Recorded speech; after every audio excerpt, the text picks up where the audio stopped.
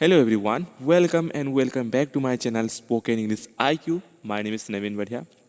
मैंने बहुत देखा है कि बहुत से स्टूडेंट लिखने वक्त T H E N then और T H A N then का मिस्टेक करते हैं। तो कहाँ पर T H E N then use होता है और कहाँ पर T H A N then use होता है वो नहीं जानती। तो आज की इस वीडियो में आप जानेंगे what is the difference between T H E N then और T H A N than. तो वीडियो शुरू करने से पहले अगर आप हमारे चैनल को नहीं सब्सक्राइब किया है तो सबसे पहले सब्सक्राइब करना मत भूलिए ताकि आप ऐसे वीडियो हर रोज देख सके। तो चलिए शुरू करते हैं आज का वीडियो बिना किसी टाइम वेस्ट के बिना।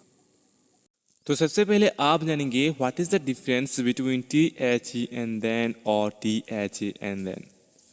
T H E N then और T H A N then का स्पेलिंग अलग अलग है बट इसका प्रोनाउंस सेम है और इसका यूज़ भी अलग अलग है।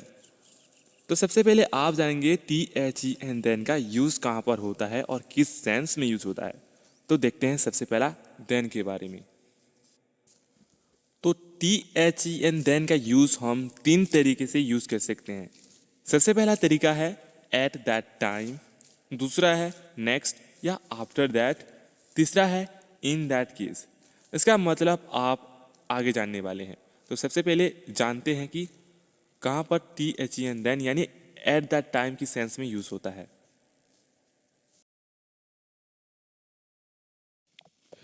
यहाँ पर T H E N then का मतलब है तब या तो।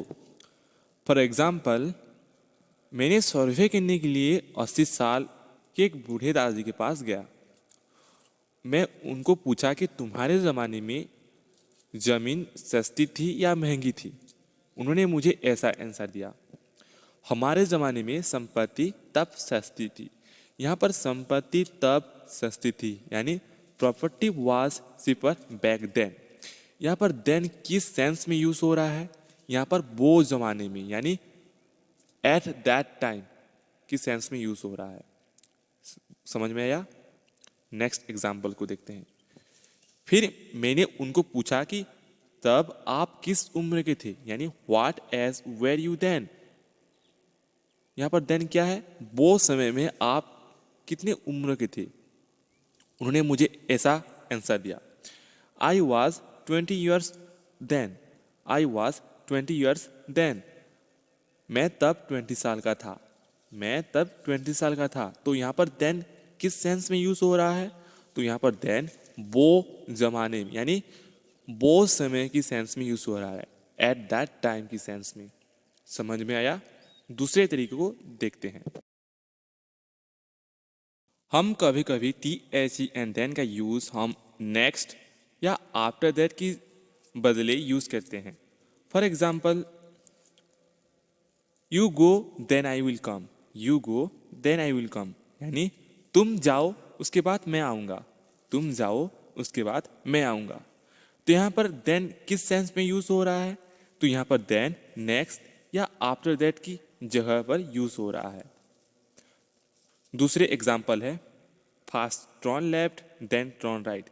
यहाँ पर देन किस सेंस में यूज़ हो रहा है? यहाँ पर देन नेक्स्ट या आफ्टर दैट की जगह यूज़ हो रहा है यानी पहले बाएं मुड़ो फिर दाएं मुड़ो।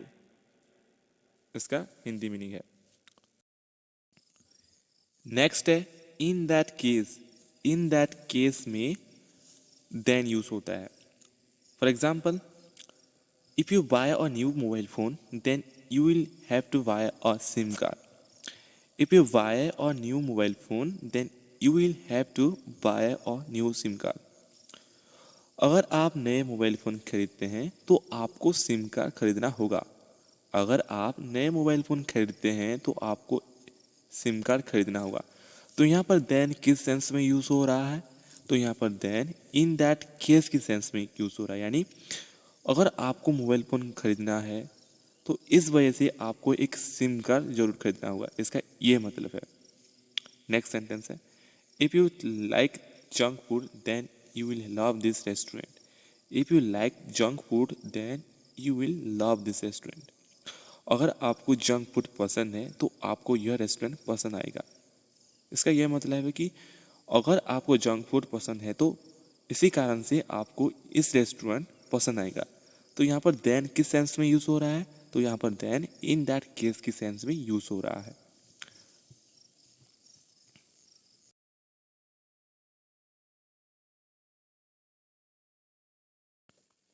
तो आइए देखते हैं THAN देन का यूज किस सेंस में यूज होता है और कहाँ पर यूज होता है, तो देखते हैं। तो देन का यूज हम कंपैरिजन करने वक्त यूज करते हैं। अगर आप एक दूसरे व्यक्ति से कंपैरिजन करना हो तो आप ऐसे यूज कर सकते हैं, you are smaller than me. You are smaller than me यानी आप मुझसे छोटे हो। नेक्स्ट एग्जाम्पल है, you are bigger than me. You are bigger than me यानी आप मुझसे बड़े हो। Ram intelligent than Rohit. Ram intelligent than Rohit.